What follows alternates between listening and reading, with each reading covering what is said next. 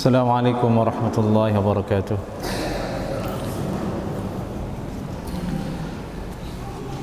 Innal hamdalillah nahmaduhu wa nasta'inuhu wa nastaghfiruh wa na'udzu billahi min shururi anfusina wa min sayyiati a'malina. May yahdihillahu fala mudilla lahu wa may yudlilhu fala hadiya lahu. Ashhadu an la ilaha illallah wahdahu la syarika lahu wa ashhadu anna Muhammadan abduhu wa rasuluh la nabiyya wa la rasula ba'dahu amma ba'du.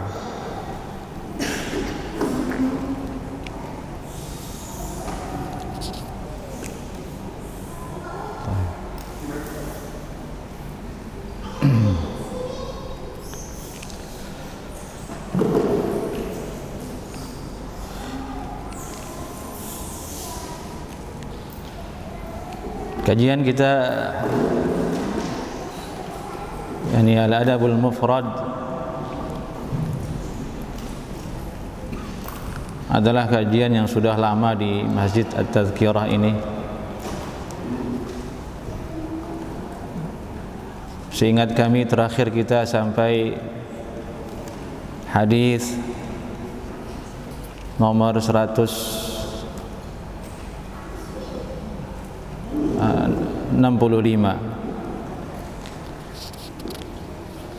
atau 122.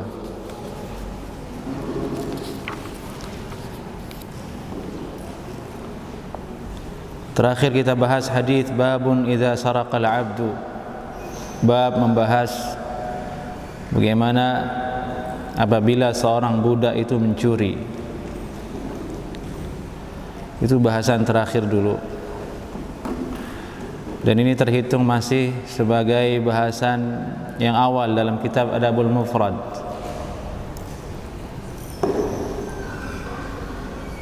Masih sangat sedikit.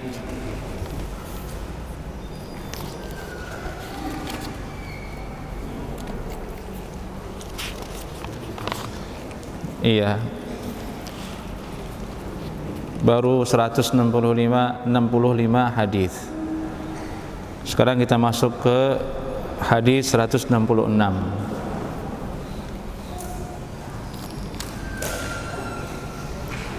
Kita lanjut insyaallah taala bahasannya.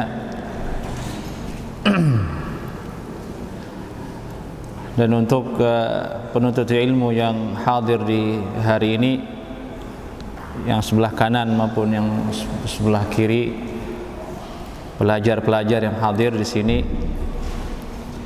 untuk istiqamah menghadiri majelis kajian ini supaya tidak ada yang terlewati dari hadis-hadis yang dibahas dalam kitab Adabul Mufrad, karena kajiannya kajian kitab, bukan kajian ceramah. Maka dari itu penting bagi kalian untuk memiliki kitab Al-Adabul Mufrad yang berbahasa Arab, bukan yang terjemahan. Penuntut ilmu yang masih usia pelajar, jika ingin mengembangkan diri, dia harus menjauh dari buku terjemah. Dia harus lebih banyak membaca kitab yang berbahasa Arab untuk melatih kemampuan dan ketajaman memahami ta'bir, ungkapan-ungkapan dalam bahasa Arab. Yang menggunakan terjemah itu adalah untuk penuntut ilmu yang usianya lanjut, yang sudah tidak punya sempat waktu untuk mendalami ilmu bahasa Arab. Tapi kalau untuk usia pelajar seperti adik-adik yang di sebelah kanan ataupun sebagian di sebelah kiri, maka jika ingin memahami syariat, dia menjauh dari terjemah kecuali darurat.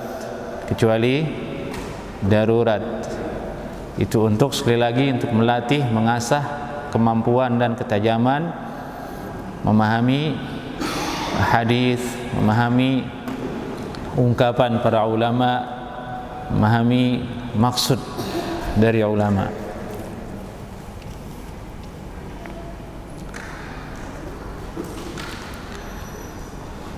Baik. Babnya sekarang babul khadim yudhnib. Qala al-Imam Al-Hafiz Al-Bukhari rahimahullahu ta'ala, babul khadim yudhnib. Bab tentang khadim yudhnib. Al-khadim artinya pembantu.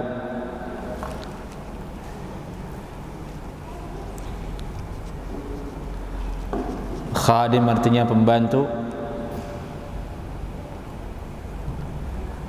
Yudhnib artinya berdosa, melakukan dosa.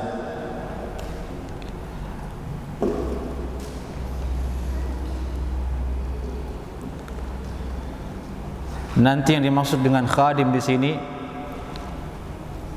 pembantu, dijelaskan oleh hadis ini. Yang dimaksud dengan khadim oleh Imam Bukhari rahimahullahu ta'ala nanti akan disebutkan di dalam hadis ini, yaitu maksudnya adalah istri,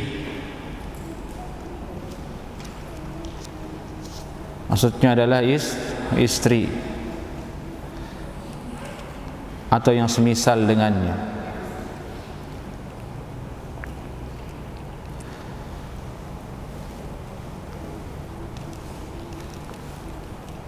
Apa kira-kira sikap yang sunnah ketika pembantu itu bersalah dan berdosa? Apa yang harus dilakukan oleh seseorang terhadap khadim tersebut? Ini adalah bahasannya di hadis ini. Inilah adabnya. An Laqit bin Sabirah radhiyallahu ta'ala anhu qala intahaitu ila an-nabiy sallallahu alaihi wasallam ودفع الراعي في المراح سخلة فقال النبي صلى الله عليه وسلم لا تحسبن ولم يقل لا تحسبن إن لنا غنما 100 لا نريد أن تزيد فإذا جاء الراعي بسخلة ذبحنا مكانها شاة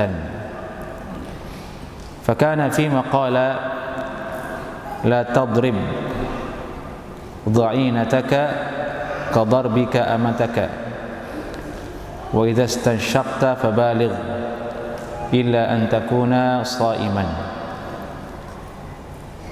Ini bunyi hadis yang diriwayatkan oleh Imam Al-Bukhari rahimahullahu ta'ala di dalam kitabnya Adabul Mufrad dengan sanad qala haddatsana Ahmad bin Muhammad qala haddatsana Dawud bin Abdurrahman qala sami'tu Ismail an Asim bin Laqit bin Sabirah an abihi an Laqit bin Sabirah an abihi qala intahaitu ila an-nabiy sallallahu alaihi wasallam.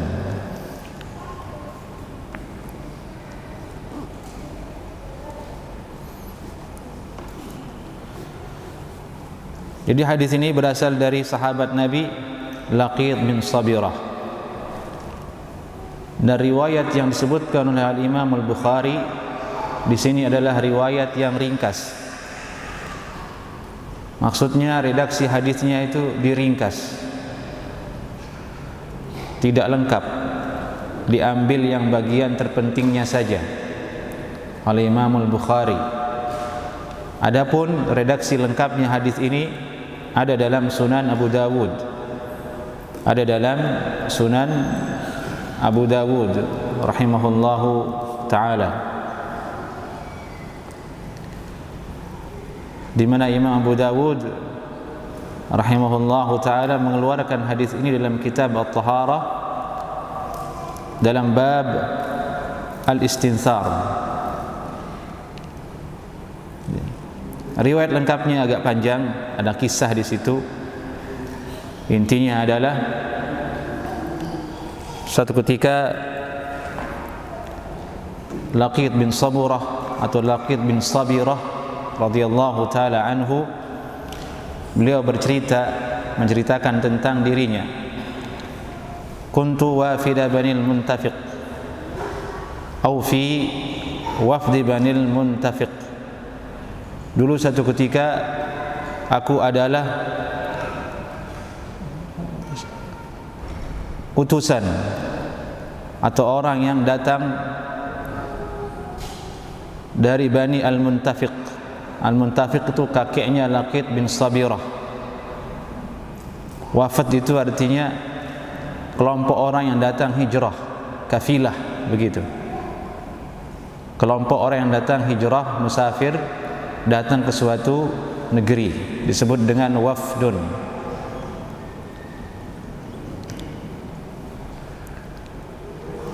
Ila Rasulullah sallallahu alaihi wasallam, menuju ke Rasulullah sallallahu alaihi wasallam. yakni Laqit bin Sabirah bersama kelompoknya. Di situ ada kakeknya dan keluarganya datang menuju Rasulullah sallallahu alaihi wasallam. Kemudian beliau berkata, "Falamma qadimna ala Rasulillah sallallahu alaihi wasallam falam nusadifuhu fi manzilih." Manakala kami sampai ke tempat Nabi sallallahu alaihi wasallam, kami tidak menemukan beliau di rumahnya. Wa sadafna Aisyah ummul mukminin. Yang kami temukan adalah istri beliau, Aisyah ummul mukminin radhiyallahu taala anha. Fa'amarat lana bi khazirah fasana'at lana.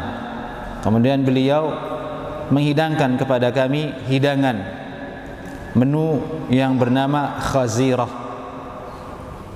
Khazirah itu daging, ada kuahnya. Gambarannya seperti itu. Sangat sulit untuk diterjemahkan karena ini menu yang ada di zaman Nabi sallallahu alaihi wasallam. Namanya apa? Khazirah. Intinya bahannya ada daging, ada kuahnya.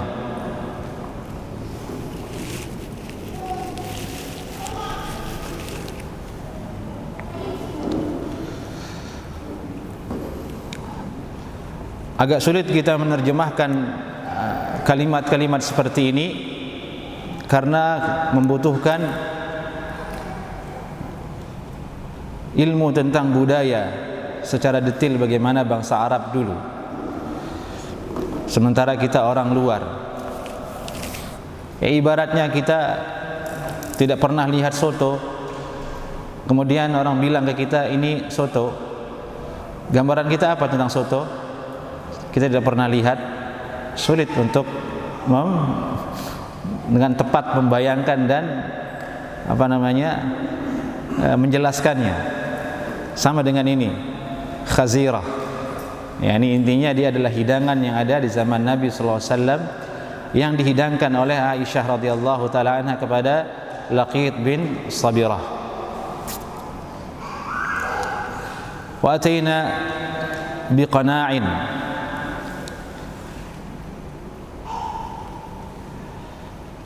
dan kami dihidangkan dengan qana', yakni at-tabaq fihi tamar, piring yang agak besar isinya kurma. Ini jamuan yang dihidangkan oleh Ummul Mukminin kepada Laqit bin Sabirah. Thumma jaa Rasulullah sallallahu alaihi wasallam. Kemudian Rasulullah sallallahu alaihi wasallam datang bertanya kepada Laqit bin Sabirah bersama rombongannya, hal asabtum syai'a, apakah kalian sudah mendapatkan sesuatu? yakni sudah dihidangin makanan belum? Kalau bahasa kita, sudah dapat teh atau ngopi belum? Kan begitu kalau kita datang ke rumah orang. Dan ini gambaran tentang bagaimana kedermawanan Nabi sallallahu alaihi wasallam dan keluarganya. Sahabat yang datang dihidangkanlah kepada mereka makanan jika memang ada. Jika memang ada. Au amara lakum bisyai'. Apakah ada sesuatu yang diperintahkan untuk dihidangkan kepada kalian? Kemudian Laqit bin Sabirah berkata, qulna na'am ya Rasulullah. Sudah ya Rasulullah. yakni khazirah dan kurma tadi.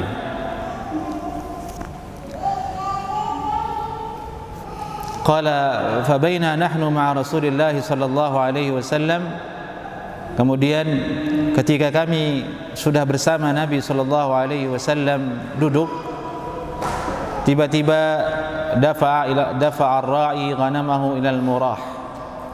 Nah, inilah yang diambil oleh Imam Bukhari dalam Adabul Mufrad. Ceritanya dipenggal. Yang diambil mulai dari cerita ini. Dafa'a ar-ra'i fil murahi sakhlatan. Dafa'a al-murahi sakhlatan. Dafa'a ar-ra'i fil murahi sakhlatan. Dan ini dalil bolehnya meringkas hadis. Hadis diringkas, dipotong, diambil bagian yang diinginkan sebagai dalil. Selama pemotongan tersebut tidak menyelisihi makna hakiki dan tujuan dari hadis tersebut. Dan ini banyak dilakukan oleh para ulama. Di antaranya seperti yang kita lihat dalam kitab Bulughul Maram. Semua hadisnya adalah ringkas, potongan-potongan hadis yang dipilih oleh penulisnya, yaitu Al-Hafidh Ibnu Hajar rahimahullahu taala.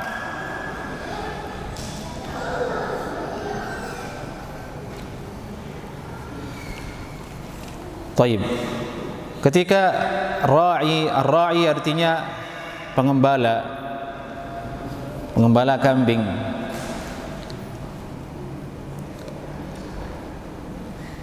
Ketika kemudian tiba-tiba ada pengembala kambing yang menggiring kambingnya masuk ke dalam kandang. Al-murah artinya kandang, tempat menginapnya kambing di malam hari. Kalau di siang hari dia dilepas untuk makan sendiri. Malam digiring supaya masuk ke tempat menginap tersebut. Tempat menginap ini disebut dengan al-murah. Wa ma'ahu sakhlah. Yani sakhlah itu maksudnya anak kambing. Anak kambing, ada yang mengatakan sakhlak itu anak kambing jenis kelaminnya betina ataupun jantan, tetap disebut dengan sakhlah. Sebagian lagi mengatakan sakhlah itu artinya anak kambing yang jenis kelaminnya betina.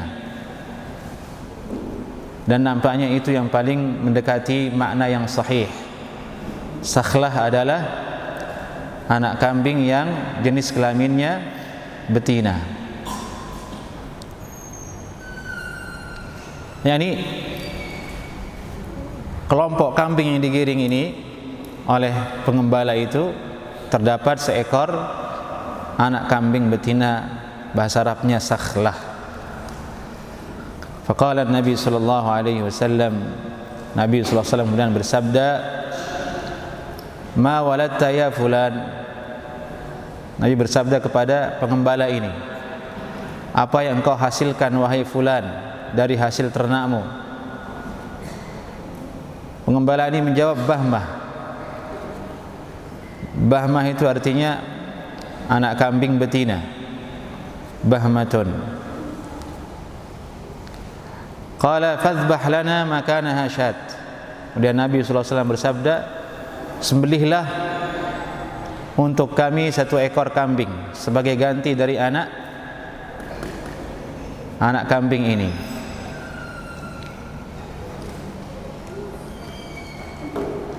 Nabi sallallahu alaihi wasallam merintahkan untuk menyembelih satu ekor kambing sebagai ganti dari anak kambing yang tadi. Maksudnya anak kambing itu jangan disembelih, gantinya adalah kambing yang sudah ada. Alasannya kenapa? Disebutkan di sini, Inna lana ghanaman mi'ah la nurid an tazid. Kita sudah punya 100 ekor kambing, jangan sampai bertambah jumlahnya. Karena kalau dibiarkan tidak disembelih 1 ekor, maka anak kambing yang tadi sakhlah itu akan menambah jumlah menjadi 101 ekor kambing. Supaya tetap 100 ekor, diambil satu yang sudah besar kambing ini, disuruh sembelih oleh Nabi sallallahu alaihi wasallam. Itu alasannya. Di situ ada adab, kata ulama, agar kita cukup dengan apa yang sudah Allah berikan kepada diri kita. 100 ekor itu sudah banyak, jangan lagi ditambah, merepotkan, terlalu tamak dengan dunia. Itu Nabi SAW memerintahkan untuk sembelih 1 ekor. La nurid an nazid, kami tidak mau bertambah jumlahnya. Seperti itu Nabi SAW mengajarkan kita. Berbeda dengan kita, udah punya maunya bertambah terus, tidak pernah merasa cukup.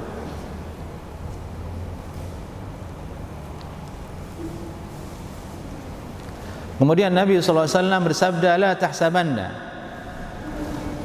Ini disebutkan di sini, walam yaqul la tahsabanna, la tahsibanna, walam yaqul la tahsabanna.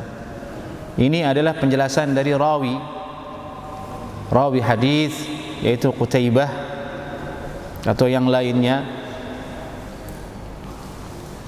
Nabi bersabda, la tahsibanna.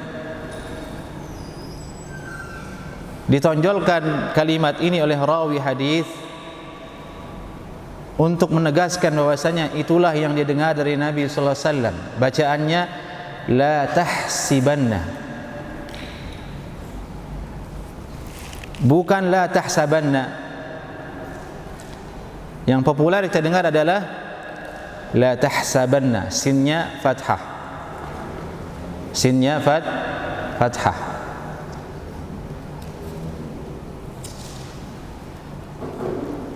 Dari itu beliau menegaskan la tahsibanna. Nabi bersabda sinnya kasrah, bukan fathah, untuk menegaskan kalau itu juga adalah penggunaan kalimat yang disabdakan Nabi sallallahu alaihi wasallam. Dari itu boleh kita mengatakan la tahsaban, la tahsiban.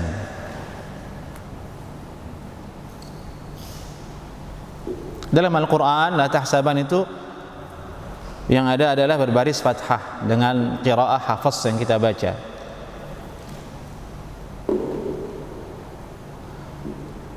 Wala tahsabanna Allaha ghafilan amma ya'maludz zalimun. Wala tahsaban, sinnya fathah. Ini maksud dari kalimat la tahsibanna wa lam yaqul la tahsabanna. Maksud la tahsibanna ini, yakni jangan kira, jangan sangka saya atau kami, kata Nabi sallallahu alaihi wasallam, menyembelih kambing ini untuk kamu, wahai Laqit bin Sabirah. Bukan untuk kamu, bukan karena kamu datang kami sembelih dia, bukan. Tapi alasannya adalah karena jumlahnya tidak boleh lebih dari 100. Kebetulan kamu datang, akhirnya disembelih. Dan ini sudah menjadi kebiasaan dari Nabi sallallahu alaihi wasallam.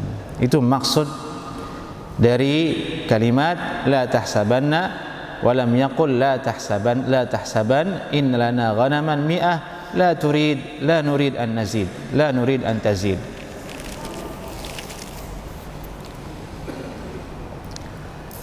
Di situ ada faidah, kata ulama, bahwa janganlah seseorang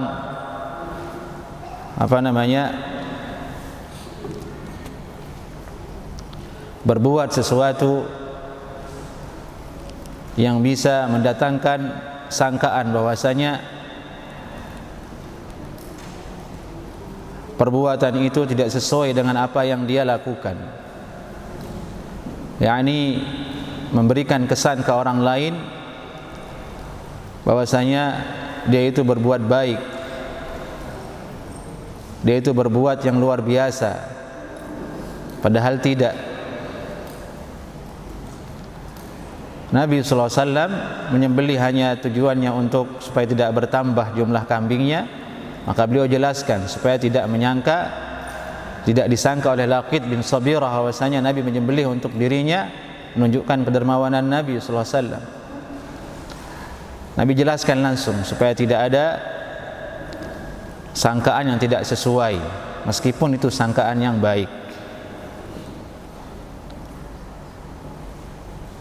Tidak boleh seorang mengesankan sesuatu yang tidak sesuai dengan apa yang ada pada dirinya. Jadilah seseorang yang apa adanya. Apa adanya. Tidak boleh seseorang mengesankan dirinya itu seperti hafal semua hadis dari Sahih Bukhari sampai Musnad Imam Ahmad, padahal tidak hafal.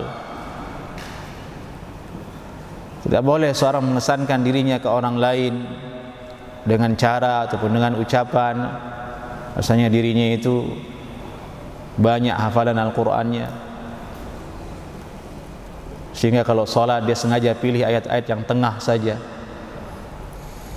padahal yang dia hafal hanyalah itu saja.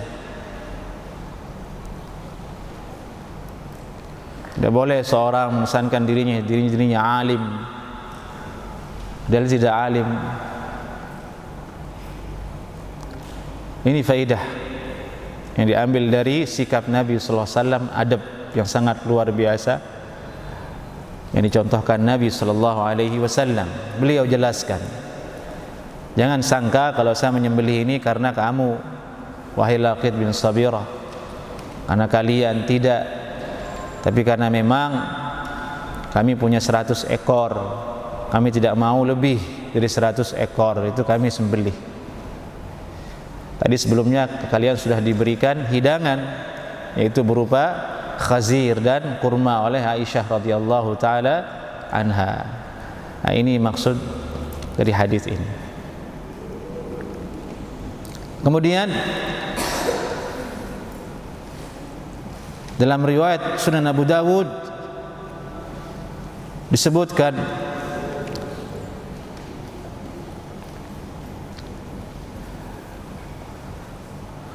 ya Rasulullah, Laqit bin Sabirah bertanya, duduk bersama Nabi, beliau bertanya kepada Rasulullah, inna limra'ah wa inna fi lisaniha syai'an, yakni al-badha'. Saya punya istri ya Rasulullah, tapi lisannya itu ada sesuatu di lisannya. Kata rawi, yakni pedes. Lisannya apa? Pedes. Lisannya itu nusuk. Kalau bicara kalimatnya itu menusuk hati suaminya. Ini kata Laqit bin Sabirah. Jadi ini sifat yang ada pada sebagian perempuan. Lisannya itu menusuk, ucapannya itu menusuk. Kalau berbicara membuat suaminya sakit hati. Mudah-mudahan jamaah yang di sini tidak ada istrinya seperti itu ya. Kalau ada ya ini pelajarannya sekarang di sini. Dan ibu-ibu yang hadir di sini supaya menjadi pelajaran, bukan untuk menghakimi ibu-ibu di sini. Kalau ibu adalah orang-orang yang lisannya tajam, lisannya nyelekit ke suami, tidak. Tetapi kita ambil pelajaran dari hadis ini. Ini sahabat Nabi curhat ke Nabi sallallahu alaihi wasallam, istriku wahai Rasulullah, lisannya itu badha, nyelekit, tidak pernah membuat tenteram kalau bicara, selalu mencoreng hati, menyakiti hati. Nabi sallallahu alaihi wasallam bersabda kemudian memberikan solusi, fatalliqha idzan, ceraikan kalau begitu. Jadi tidak ada solusi sudah ini. Nabi hanya bersabda seperti itu, ceraikan saja kalau begitu. Dari itulah mengatakan kalau memang seperti itu keadaannya, ya udah ceraikan saja. Dari itu ibu-ibu dijaga lisannya kalau tidak ingin dicerai oleh suaminya. Belajar bahasa yang yang lembut, sebagaimana dulu ketika perempuan dilamar oleh calon suaminya, dia lembutnya luar biasa. Kemudian dia berubah setelah bertahun-tahun jadi istri, muncul hakikat lisannya begitu tajam.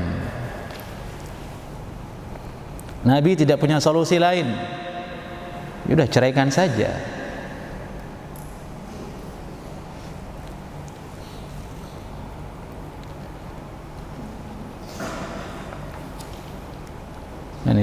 Tapi Laqit bin Sabirah berkata, "Ya Rasulullah, inna laha suhbah wa li minha walad."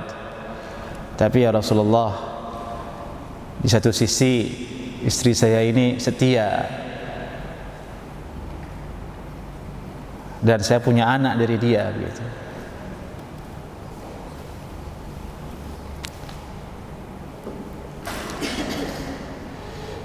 Dan ini adab dari sahabat ini, Laqit bin Sabirah.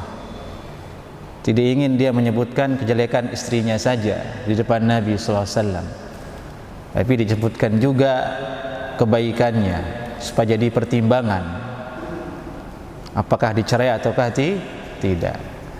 Yaitu pelajaran senyelekit-nyelekitnya istri, lisannya ya saat itu ya begitu dia nyelekit. Tapi kalau kita ingat kebaikannya, tidak jadi kita ingin ceraikan. Dia punya anak, dia juga setia, dia juga membantu. Ya memang sudah itu kekurangannya, nerimo saja.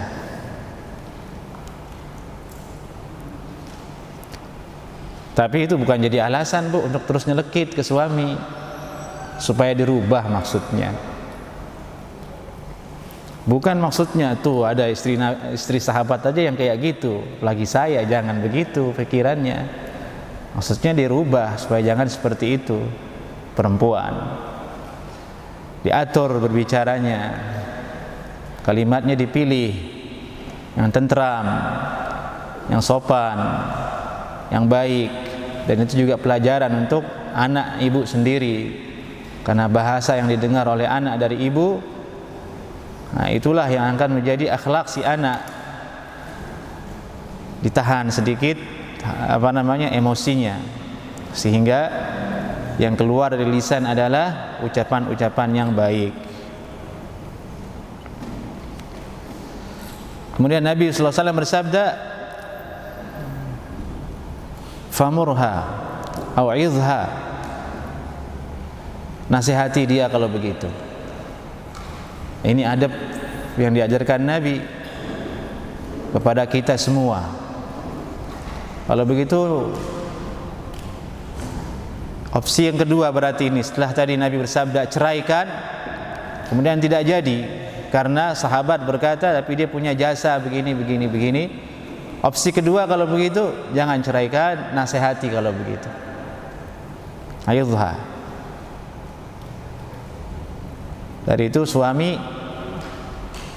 mesti seyawiyah dan harus menasihati istrinya dengan baik, dengan ucapan yang baik, dengan bahasa yang hikmah, supaya bisa diterima oleh si istri tersebut.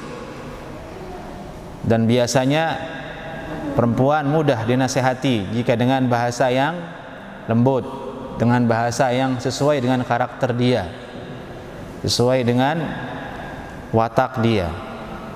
Dan masing-masing suami mengetahui bagaimana keadaan watak dan karakteristik dari istrinya. Intinya nasihati, kata Nabi sallallahu alaihi wasallam. Fa in yaku fiha khair fasataf'al. Kalau seandainya memang dia perempuan yang baik, insyaallah dia akan melakukan apa yang kamu nasihati.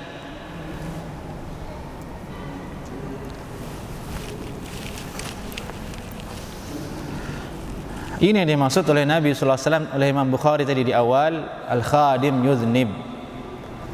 Al-khadim yudhnib, pembantu berbuat dosa. Maksudnya di sinilah istri. Karena istri sifatnya adalah membantu suaminya.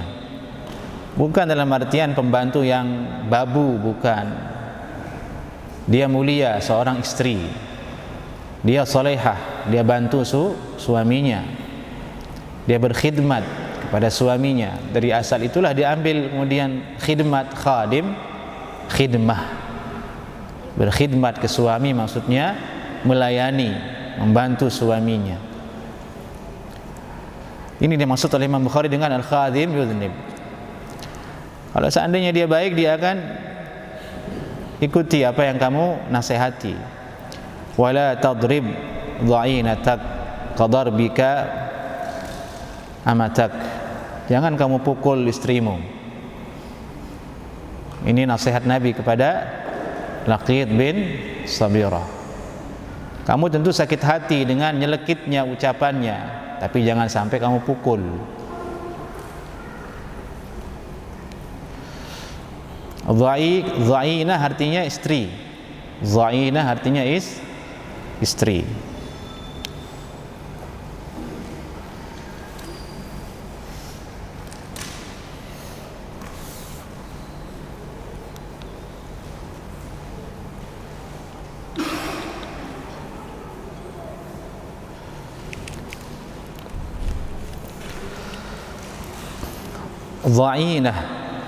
Dha'inah asal katanya ar-rahilah allati yurhal wa yud'an 'alaiha ayyusar. Ada yang mengatakan perempuan dikatakan dha'inah karena kemanapun suaminya pergi dia ngikut di belakang. Dari itu dikatakan dha'inah, ekor itu. Jangan pukul dha'inah, jangan pukul istrimu. Karena dikatakan dha'inah karena perempuan itu kemanapun dia pasti ikut suami. Di mana dia tinggal, suaminya dia ikut di situ. Suaminya jalan-jalan dia ikut, suaminya mudik dia ikut. Jangan pukul. Qadarbika amatak, seperti engkau memukul budakmu. Jangan pukul dia seperti itu. Ulama mengatakan di situ ada isyarat bahwasanya boleh memukulnya dengan sewajarnya saja, yang tidak menyakiti dia. Yang dilarang adalah memukul seperti memukul budak yang membuat dia sakit dan berdarah. Itu yang dilarang.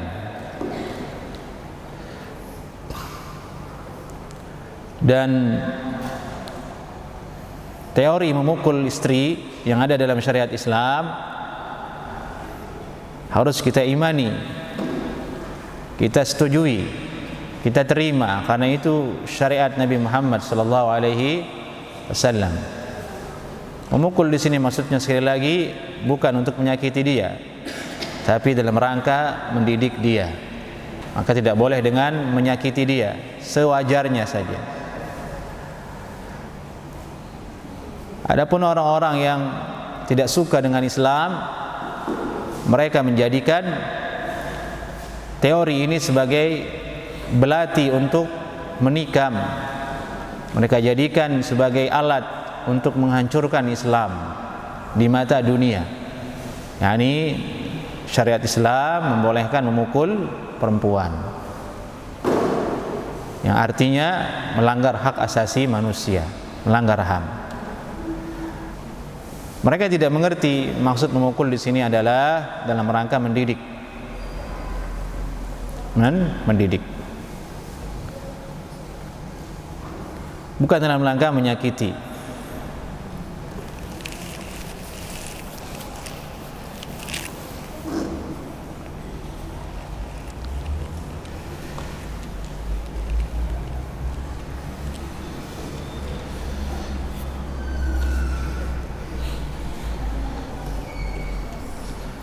Wa idza istansyaqta, dan apabila kamu istinsyaq, fabaligh, maka maksimalkanlah. Istinsyaq itu artinya masukkan air ke dalam hidung, menghirup air ke hidung. Fabaligh, maka maksimalkanlah, illa an takuna sha'iman, kecuali kamu dalam keadaan berpuasa. Ini bahasan taharah yang juga ada di dalam hadis ini, dan dia merupakan nasihat Rasulullah kepada Laqit bin Sabirah dan juga kepada kita yang telah mendengarkan hadis ini. Baik.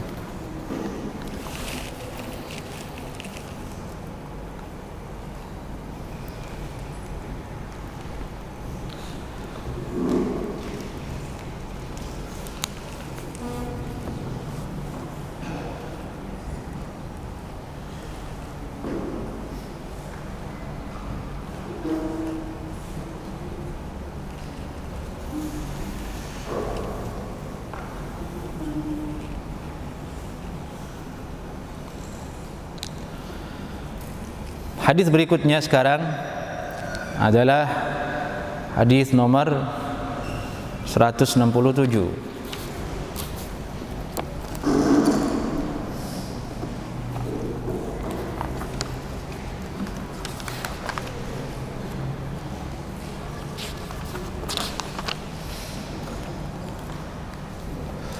Qala al-Imam al-Bukhari rahimahullahu taala, babu man khatama ala khadimihi makhafata su'iz dhann. Imam Bukhari berkata, bab membahas atau hadis tentang adanya sahabat dulu atau para salaf memberikan stempel atas budaknya makhafata su'iz dhann, demi menjaga buruk sangka atau takut ada buruk sangka terhadap khadim tersebut maupun buruk sangka dari orang lain terhadap yang punya khadim. Melihat dari babnya, ini adalah adab tentang muamalah kepada pegawai, muamalah kepada orang yang kita bayar. Konteksnya di hari ini, di zaman ini. Kalau di zaman dulu budak maksudnya, khatama ala khadim, bagaimana bermuamalah yang baik terhadap mereka. Qala Imam Bukhari rahimahullahu taala, qala haddatsana Bishr bin Muhammad qala akhbarana Abdullah qala akhbarana Abu Khaldah an Abi al-Aliyah qala kunna nu'maru an nakhtima ala al-khadim wa nakil wa na'uddaha karahiyata an yata'awwadu khuluqa su'in aw yudhannu ahaduna dhannu su'in.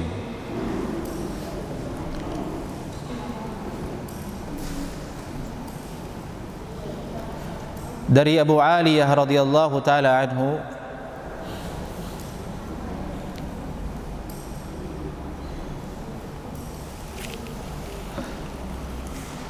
seorang ulama, imam minal a'immah, mukhadram. Mukhadram itu lahir di zaman Nabi sallallahu alaihi wasallam tapi tidak pernah bertemu dengan Nabi sallallahu alaihi wasallam. yakni di zaman Nabi dia tahu Nabi sudah ada tapi tidak pernah bertemu dengan Nabi sallallahu alaihi wasallam. Bertemunya dengan sahabat, bertemunya dengan sahabat.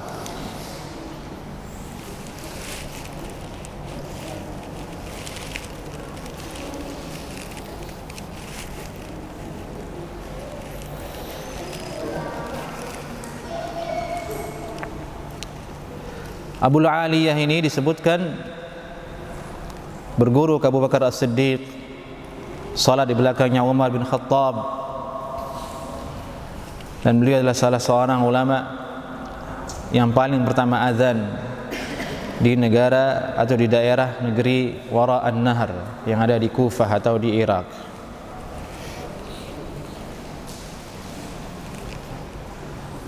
Beliau berkata, kunna nu'mar an nakhtima 'ala al-khadim. Beliau menceritakan bagaimana keadaan dirinya dan para sahabat dulu di zaman Nabi sallallahu alaihi wasallam. Kami dulu disuruh oleh Nabi sallallahu alaihi wasallam an nakhtim 'ala al-khadim, memberikan stempel atas pembantu. Maksudnya apa yang disuruh oleh dia distempel. Suruh beli ini distempel, barang-barangnya distempel, dicek, dipastikan supaya tidak tercerai-berai. barang-barang tersebut. Atau maksudnya nakhtim 'alal khadim, yakni khadim itu diberi cincin sebagai tanda dia adalah khadim. Wa nakil, dan kami juga menimbang, yakni menimbang barang-barang yang ada di rumah atau barang-barang yang akan dibawa oleh khadim itu ke tempat lain, atau barang-barang yang dia bawa dari luar, ini barang-barang yang masuk dan keluar dari rumah, mereka timbang terlebih dahulu. Ini cara para sahabat. Wa na'uddaha, dan kami hitung, dan kami disuruh untuk hitung satu persatu barang-barang yang akan dibawa oleh khadim tersebut. Jadi sangat teliti para sahabat ternyata dalam berinteraksi dengan khadimnya, dengan budaknya atau dengan orang yang disuruh, ketika berinteraksi dengan urusan harta dan benda. Distempel, ditimbang, dihitung satu persatu. Kenapa demikian? Karahiyata an yata'awwadu khuluqa su'in, yakni demi menjaga agar mereka tidak terbiasa dengan akhlak yang buruk. Karena kalau barang tidak diberikan stempel, tidak dikilo, tidak dihitung berapa jumlahnya, akan membuka celah khadim ini bisa khianat, dia akan ambil.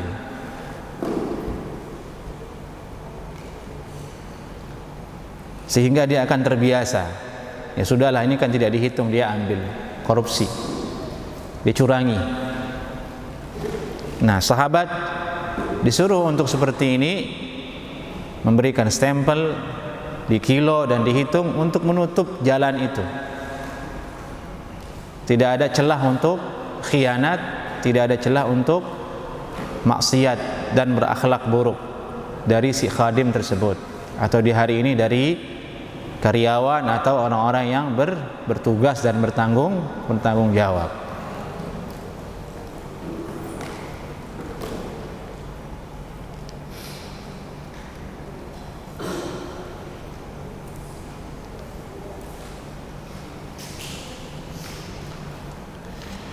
Dengan begitu juga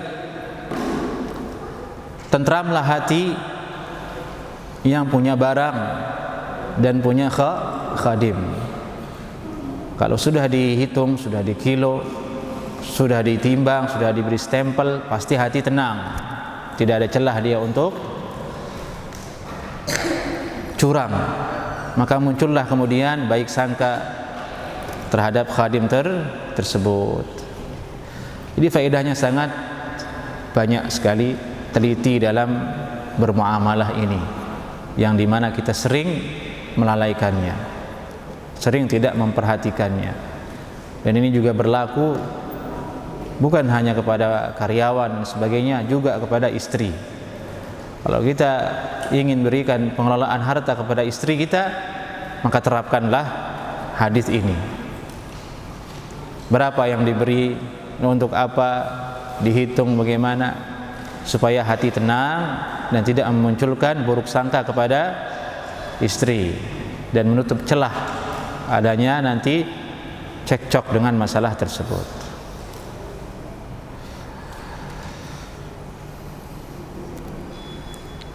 Banyak sengketa terjadi sesama ikhwah ataupun orang-orang di luar sana berawal dari masalah seperti ini.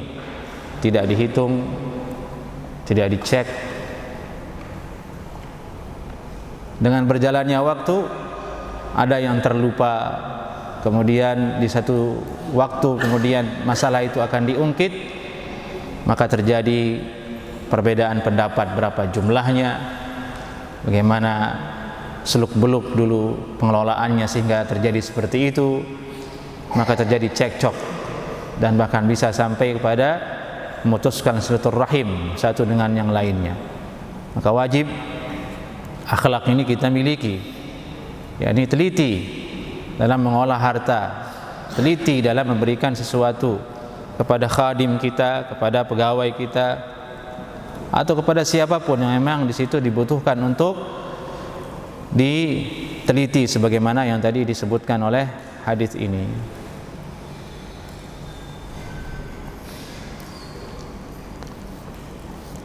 Dari itu ulama berkata, wal wuduh fi at-ta'amul ma'an nas amrun yanbaghi an yura'a li'annahu ahfadh lil wud wal huquq wa ab'ad an talbis asy-syaitan. Yani keterbukaan dalam bermuamalah itu dengan orang lain adalah sesuatu yang mesti dijaga, harus diperhatikan. Karena itulah jalan kita untuk menjaga rasa cinta dan hormat satu dengan yang lainnya, dan menjaga hak satu dengan yang lainnya, dan lebih jauh dari talbis syaitan, yakni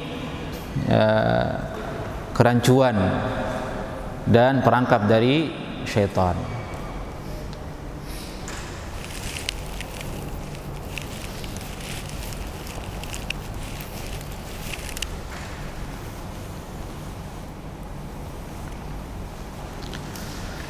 Masih terkait dengan bahasan ini, Imam Bukhari rahimahullahu taala mendatangkan riwayat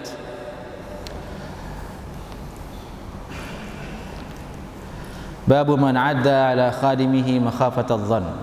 Bab membahas tentang menghitung barang atas khadimnya karena takut buruk sangka. Qala haddatsana Abu Nu'aim qala haddatsana Israil an Abi Ishaq an Harithah bin Mudarrib an Salman al-Farisi radhiyallahu taala anhu qala, beliau berkata, inni la a'uddu al-uraq ala khadimi makhafat adh-dhanni. Saya sampai benar-benar menghitung al-uraq. Al-uraq itu adalah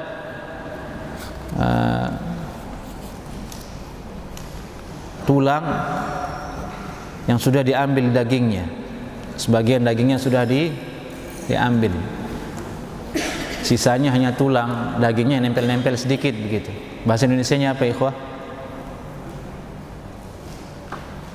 Enggak ada bahasa Indonesianya itu. Nah, bahasa Arabnya uraq. Apa? Al-uraq, bahasa Arabnya uraqun. Di sini sebut al-uraq. Inni la a'uddul uraq. Uraq itu maksudnya adalah daging yang sudah dimakan, daging yang sudah sebagian sudah dimakan, yang sisa hanya tulang-tulangnya saja.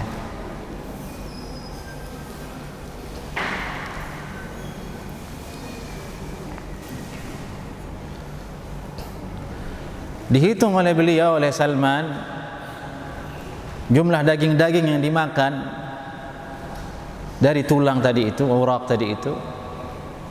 Takut dia akan buruk sangka ke khadimnya. Jangan-jangan dia yang makan begitu. Dia ingat kalau dia sendiri yang makan, supaya nanti jangan berkata sudah habis aja nih tulang daging. Jangan-jangan si khadim yang makan. Supaya tidak seperti itu. Dihitung supaya tidak buruk sangka ke khadimnya. Dan memang hal semacam ini sering terjadi di kita. Makanan sudah habis di rumah, siapa yang habiskan ya? Padahal dia yang makan tadi sendiri yang di dapur. Yang dipanggil istrinya, siapa yang habiskan ya? Istrinya jawab nyelekit, lu tadi yang habisin gitu. Jadi yang salah suaminya nih, duluan. Atau anaknya yang diam-diam dipukuli, kamu habisin kopinya Abi. Dia sendiri yang minum sendirian di depan tadi. Itu sahabat sampai seperti ini. Dihitung berapa daging yang dia makan supaya tidak ada buruk sangka kepada khadimnya. Khadim di sini kan luas, maksudnya orang yang terdekat di rumah, istrinya, anaknya, atau pembantunya kalau memang ada pembantu. Karena kita sering lupa, dan itu fakta. banyak urusan yang kita pikirkan, banyak masalah yang kita hadapi, akhirnya sampai berapa kali kita minum kopi itu lupa, saking banyaknya urusan. Sudah habis baru dia bicara siapa yang menghabiskannya, padahal dia sendiri yang menghabiskannya. Uang kita harus hitung berapa yang ada di dompet, berapa yang kita simpan, supaya jangan curiga.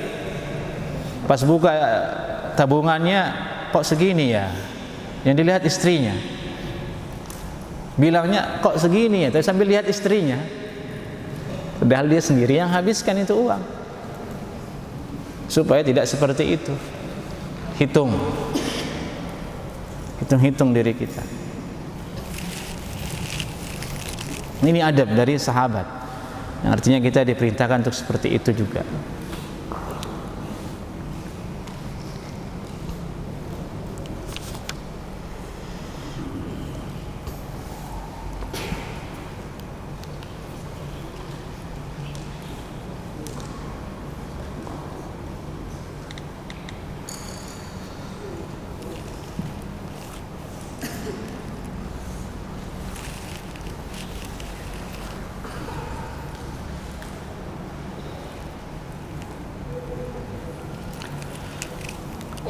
Babu adabil khadim. Kemudian bab berikutnya adalah adab tentang adab seorang khadim. Imam Bukhari berkata, qala haddatsana Ahmad bin Isa qala haddatsana Abdullah bin Wahab qala akhbarani Makhramah bin Bukair an abihi qala sami'tu Yazid bin Abdullah bin Qusayd qala arsala Abdullah bin Umar ghulaman lahu بذهب أو بورق فصرفه فأنظر بالصرف فرجع إليه فجلده جلدا وجيعا وقال اذهب فخذ الذي لي ولا تصرفه. Ceritanya di sini Abdullah bin Umar radhiyallahu taala anhu pernah memberikan emas atau perak kepada budaknya untuk dibelanjakan sesuai dengan kebutuhan. Tapi kemudian budak ini sarrafahu fa anzara bis-sarf. Dia tukar dengan sesuatu tapi dengan cara yang tidak syar'i, yaitu dengan cara riba. Anzara bis-sarf, yakni dia tukar emas dengan emas tidak kontan. Ya, ini tidak satu majelis, tidak kontan. Dia tunda pembayarannya beberapa hari, emas dengan emas tersebut. Ini riba. Faraja ilaihi fajalladahu jaldan waji'a.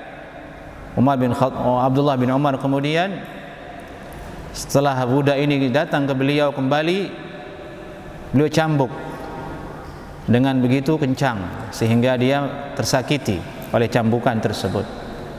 Dan berkata, izhab, pergi dan ambillah kembali emas yang tadi kamu jual ke orang lain dengan cara dihutang tersebut. Ini kata Abdullah bin Umar. Di sini terdapat faedah bahwasanya boleh mendidik dengan keras khadim dengan dicambuk karena dia melakukan perkara yang haram. Kalau di hari ini mungkin sulit untuk diterapkan karena ini bahasanya tentang bahasan budak. Sekarang sudah tidak ada lagi. Kalau diterapkan ke karyawan atau pegawai dan istri, ini tidak bisa ini. Ada SOP-nya itu karyawan, pegawai. Kalau antum punya karyawan misalnya, antum buka usaha jual herbal atau bakso, karyawan antum korupsi, tidak mungkin antum cambuk dia. Dilaporkan ke polisi antum. Ini tidak relevan kalau diterapkan di hari ini. Tapi ini adab bahwasanya betapa dulu sahabat sangat tidak suka dengan sesuatu yang haram. Apabila ada yang haram yang dilakukan oleh pegawainya, oleh budaknya, mereka bersikap keras. Yang mungkin di hari ini mungkin bisa dipecat, tidak lagi dipakai, dirumahkan karena dia berbuat perkara yang sangat dilarang, yaitu riba. Kemudian Hadis berikutnya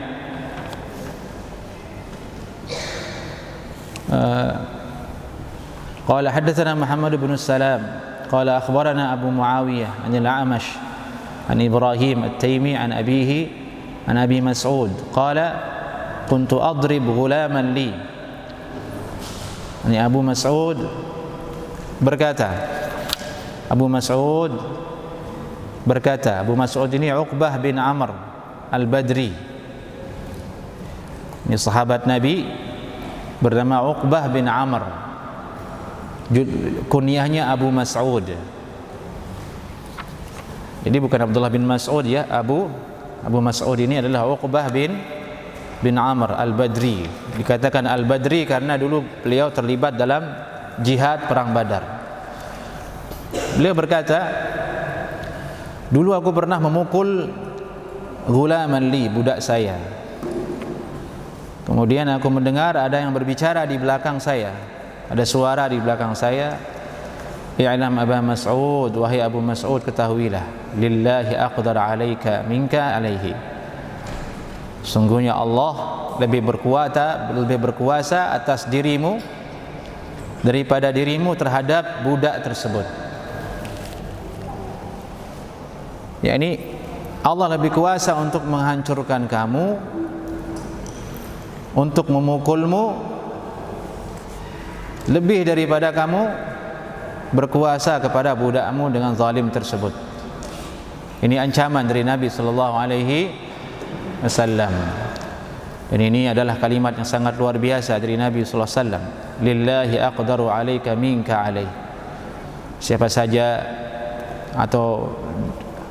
Siapa saja dari diri kita masing-masing yang merasa berkuasa atas orang lain, bisa berbuat ini dan itu atas orang lain, kemudian akan zalim ke dia, ingat-ingat Allah lebih kuasa lagi terhadap diri kita.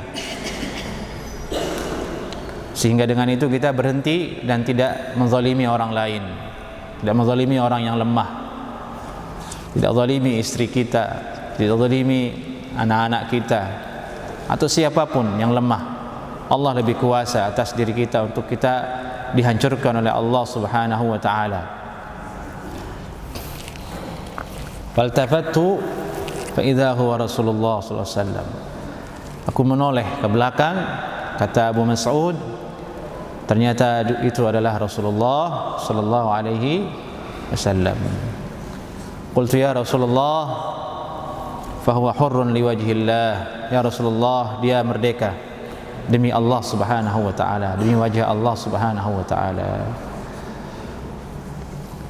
Yani Abu Mas'ud merasa telah menzalimi budaknya, maka sebagai kafarahnya dia merdekakan langsung. Ini merdekakan. Dan Nabi bersabda, "Ama law lam taf'al lamassatkan nar." Kalau tidak kamu lakukan, tidak memerdekakan dia, kamu akan tersentuh oleh api neraka, atau kamu akan dilahap oleh api neraka.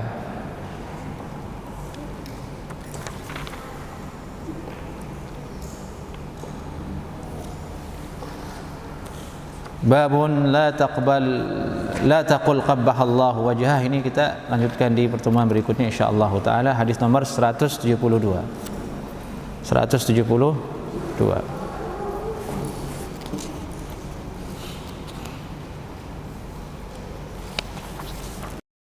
Taib. Tadi disebutkan seorang muslim harusnya merasa cukup, tidak tamak. Ya, betul. Sebagaimana yang ada dalam hadis Laqit bin Sabirah tadi radhiyallahu taala anhu. Lalu bagaimana dengan tidak ada larangan untuk kaya di dalam Islam? Yang ditanyakan di sini, apakah dua hal ini kontradiktif ataukah tidak? Hakikat yang pertama yang kita kaji tadi, bahwasanya Nabi sallallahu alaihi wasallam tidak ingin jumlah kambing bertambah lebih dari 100. menunjukkan itu sudah cukup 100 kata ulama, tidak lebih lagi.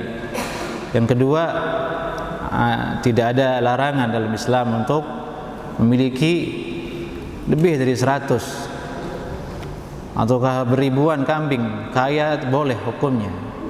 Ya, ini kan zahirnya kontradiktif kan gitu. Ini tidak kontradiktif. Ini tidak bertabrakan. Yang ada dalam hadis Laqid bin Sabirah adalah menceritakan keadaan idealnya.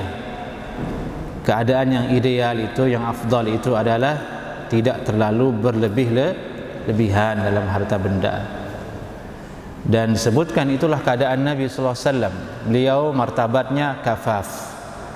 Kafaf itu martabat antara kaya raya dan miskin. Ada miskin, Nabi tidak miskin sallallahu alaihi wasallam. Ada ghani, aghnia, kaya raya. Nabi tidak kaya raya. Level yang pertengahan ini namanya kafaf. Kafaf itu orang yang cukup. Cukup. Apa yang diinginkan cukup. Tapi tidak sampai berlebihan. Jadi intinya adalah tidak ada yang tabrakan di sini, tidak ada kontradiktif. Tetap seseorang dibolehkan untuk memiliki harta kaya raya, tapi keadaan yang paling utama adalah tidak berlebihan. Karena pada dasarnya berlebihan itu melalaikan, alhaakumut takatsur. Ini berlebihan itu akan melalaikan kalian dalam semua hal. Harta, makan, minum, bermain, hobi, semuanya akan melalaikan. Alhaakumut takatsur. Baik. Naam. Baik ikhwah, apa kira-kira yang bisa disimpulkan dari kajian kita? Apa faedah yang bisa antum catat? Terutama penuntut ilmu yang masih muda-muda ini. Dicatat sakhlah itu apa artinya? Kemudian la tahsiban dengan la tahsaban itu diingat maksudnya apa? Al-murah artinya apa? Itu diingat Laqid bin Sabirah, itu sahabat Nabi radhiyallahu taala anhu.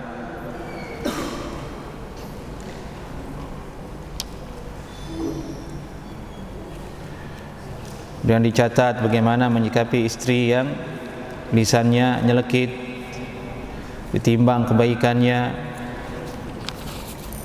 Diingat bagaimana cara para sahabat dulu teliti dalam bermuamalah dengan khadimnya, dengan distempel, ditimbang dan dihitung supaya tidak menjadikan khadim itu berakhlak buruk, curang.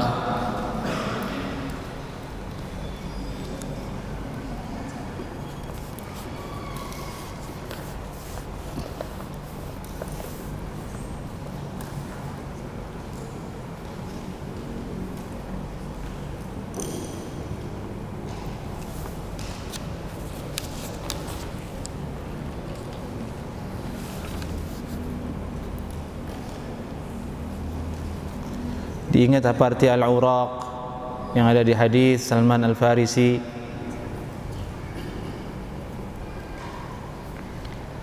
Kemudian diingat tadi sahabat rawi yang dia adalah mukhadram. Inilah ilmu, itu ilmu, yang itulah ilmu. Ada rawi yang mukhadram. Siapa tadi mukhadram?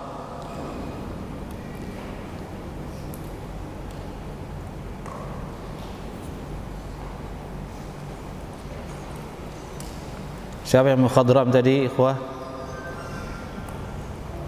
yang lahir di Jakarta dulu. Enggak, orangnya siapa? Siapa tadi orangnya? Namanya siapa? Abul Aliyah ini mukhadram. Diingat mukhadram itu apa? Itu cara kita belajar. Kalau tidak begitu, antum mengaji 10 tahun itu nggak ngerti apa-apa. Pertama ini anak-anak nih, yang muda ini. So kalau ikut kajian harus punya kitab Adabul Mufrad. Naam. Kalau nggak punya fotokopi. Dulu difotokopikan juga di sini.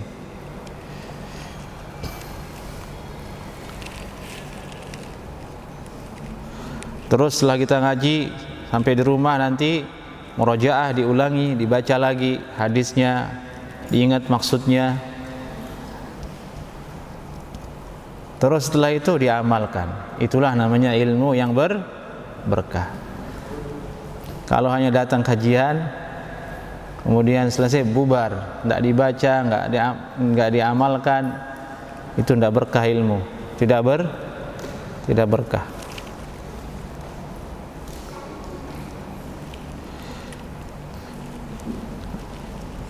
Penting ini diperhatikan karena kita ngaji di masjid. Masjid itu berkah sekali. Begini dulu zaman salaf orang mengaji, menuntut ilmu di masjid, bukan di sekolah. Masjid, lihat kitab, sabda Nabi, dicatat, diamalkan.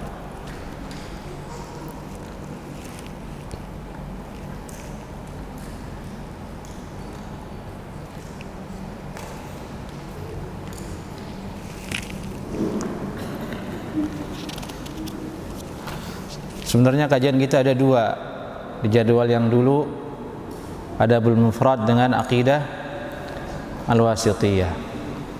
Aqidah Wasithiyah itu juga baru mulai, belum banyak isi kajiannya, baru sampai muqaddimah saja. Nanti mungkin kita bagi waktunya di pertemuan berikutnya supaya bisa berlanjut lagi kajian Aqidah Wasithiyah tersebut. InsyaAllah ta'ala.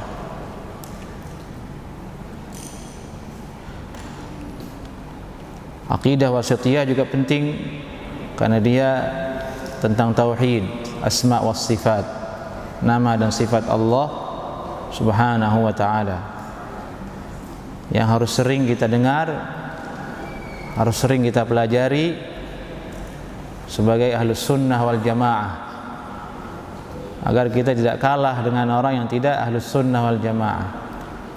Yang tidak ahlus sunnah wal jamaah, mereka belajar akidah itu bertahun-tahun, itu terus yang diulang. Seperti misalnya konsep sifat 20. Kenapa bisa beredar di Indonesia? Ya karena dikaji terus, dari generasi ke generasi. Selesai diulang lagi, terus. Dari nenek, dari kakek, dari cicit, dari cucut, semua dengar itu. Karena sering diulang-ulang. Itu menjadikan kemudian menyebar dan kuat. Kita ahlus sunnah kalau jarang ngaji itu, ya nanti generasi kita belum tentu. Dia akan jadi bodoh juga, tidak mendengar itu, tidak menjadi tradisi yang dikaji. Nah, itulah pentingnya metode pembelajaran juga untuk kita bersama, untuk generasi dan masyarakat, supaya kuat akidah kita, InsyaAllah ta'ala nanti kita lanjutkan bismillah dengan Aqidah Wasithiyah di pertemuan berikutnya. Semoga Allah memberkati kajian kita ini dan bersyukur kepada Allah atas kembalinya terlaksana kajian ini setelah hampir setahun lebih atau bahkan 2 tahun tidak terlaksana karena Corona. Sekarang kita diberikan kesempatan kembali oleh Allah.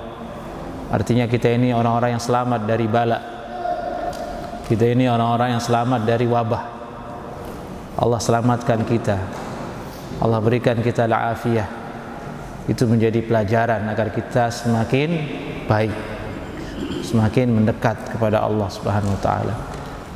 Banyak kawan kita yang mati, yang meninggal karena wabah tersebut.